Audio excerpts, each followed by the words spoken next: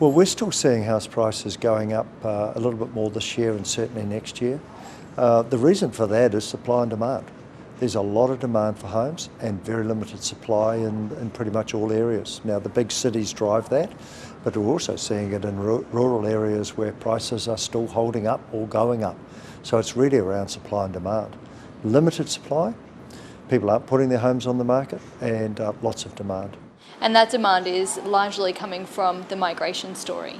Well, I think there's part of that is a migration story, but we need to remember that through COVID, we lost hundreds of thousands of people out of the country. It was well over 600,000.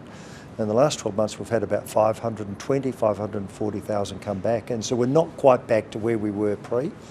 But that has exacerbated the issue of housing in Australia, just as it has in New Zealand where we operate and many other countries as well.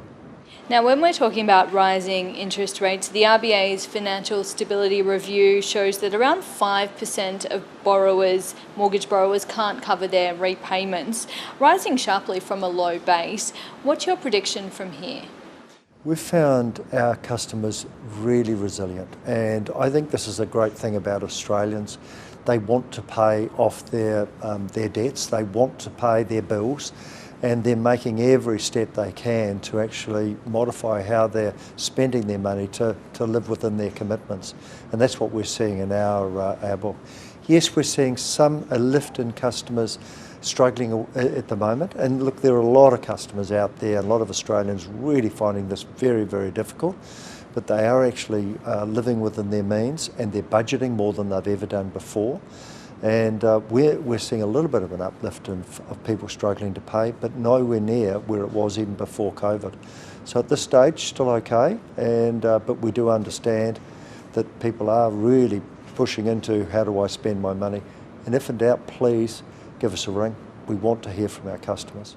Well, in November last year when we spoke, you said if the cash rate hits at 3.6%, then just $1 billion worth of household mortgages and $1.5 billion worth of business loans were at risk of defaulting. The cash rate is now at 4.35%. Yeah. Where are we now? We're actually still in reasonably good position. Households, as I've said, are looking at where they spend their money. They've been able to get some more hours. They've had a little lift in wages as well, which has been helpful. But there are some Australians really struggling with what's going on. Not necessarily those with the mortgage. You're seeing those with people renting, because it's not just the mortgage that's gone up, it's been pretty much everything else you've bought, and that's why we've got to hold inflation back and see it coming down, because it's the grocery bills, it's the power bills, it's the petrol bills, it's everything that's actually been hurting Australians every day. And when you say your loan book's in good shape, it's just a small amount, do you have figures you can put on that? Yeah, well, we're seeing our loan impairment rates are still incredibly low. For example, those who are at the end defaulting on their mortgages, next to none. They're trying to get to the position, and they're actually selling their properties because the market's really good for selling a house to actually pay back their debts. But so we're seeing slight increases, nothing major, but we are watching and there to help our customers if they do get into difficulty.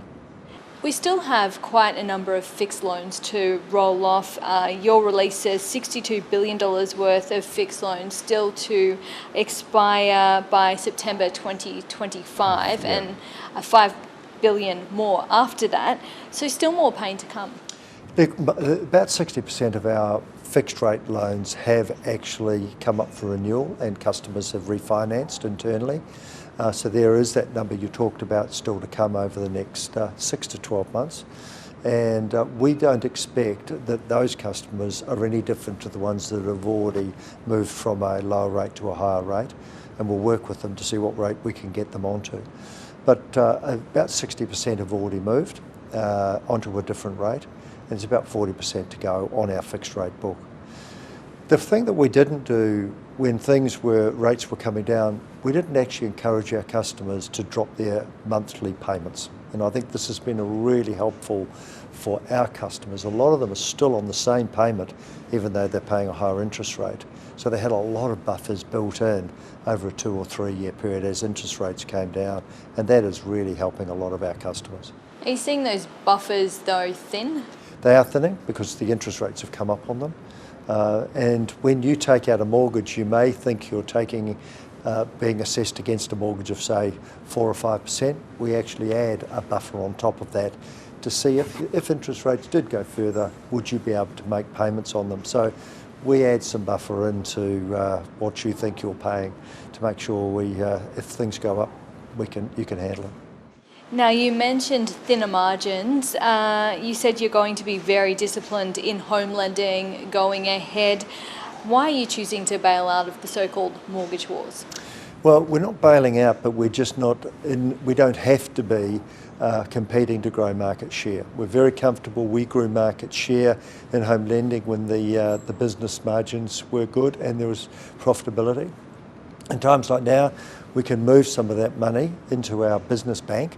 That's our core franchise and also our corporate institutional bank, and that's what we've been choosing to do. But we haven't abandoned the home mortgage market. We're looking after our existing customers, some new business, but we are not competing heavily to grow market share. That's just a stance we've taken.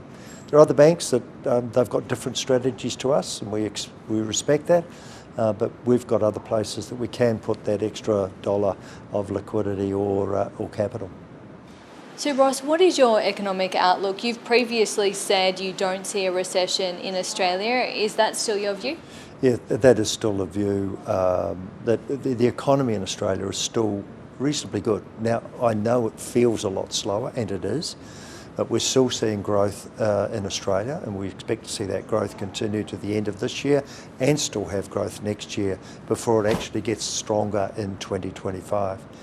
So we'd expect to see Australia to continue its growth at a lower level next year. But can I say again, it just feels like it's slow because it is. And we've got part of that is to get inflation down. It makes things more difficult. And with that in mind, what's the bank's outlook for the next reporting period? Well, look, we probably think we're at, on interest rates, we think we're probably at the top end of the cycle or very close to that. And we thought there would be another rate rise in November, which came through, but we think we're getting pretty close to the top of the interest rate cycle. But the economy's strong. We've got some sectors doing very well. If you think about the immigration and students coming into the country for university education's going very well. Our mining industry's still going very well. Agriculture's come off a wee bit, but it's been quite strong. And it's just the economy is still okay. It's just not as strong as it was 2 years ago. And just on another issue, you have been previously quite vocal about working from home, getting the employees back into the office.